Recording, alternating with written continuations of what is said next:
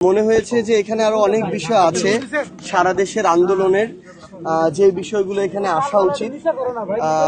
আমাদের কাছে আমরা যেটা দেখলাম, অবজার্ভ করলাম, এখানে নির্বাচনের আগে বেশ কিছু গুরুত্বপূর্ণ ইনক্লুশন ছিল যেগুলো এখন নাই। যেমন এখানে যে প্রাচীর আছে, প্রাচীর ঘেঁষা যে তার কাটা আমাদের এই জাদুঘরের সীমানার ওইখানে ফেলানির প্রতিকৃতি ছিল, যেভাবে সীমান্তে ঝুলেছিল ওইটাকে আমরা দেখছি না। এরপরে হচ্ছে মোদি বিরোধী আন্দোলনের কিছু ডকুমেন্টস ছিল, সেটাকে দেখছি না। বর্ডার কিলিং হয়েছে 500-র উপরে বিগত সময়ে, এটার যে কিছু ডকুমেন্ট ছিল এগুলোকে আমরা দেখছি না।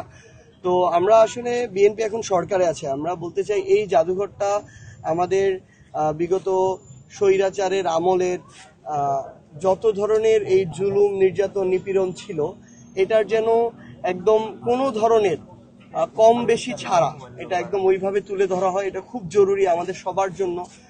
জাদুঘর যেন এখানে আমাদের দলীয় কোনো প্রভাব না পড়ে।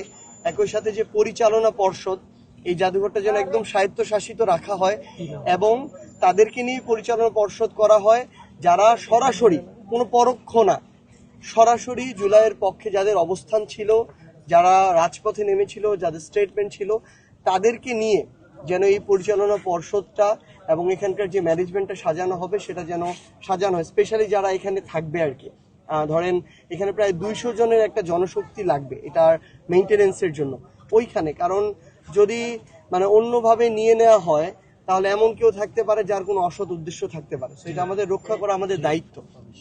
একই সাথে এখানে আমাদের যারা, আমরা একটা জিনিস খুব করে চাইবো, স্পেশালি এখন বিএনপি সরকার আছেন তাদের কাছে, এইখানকার জন্য যে যেটার এক্সপার্ট ওইভাবে যেন মানুষদেরকে নিয়োগ দেওয়া হয়।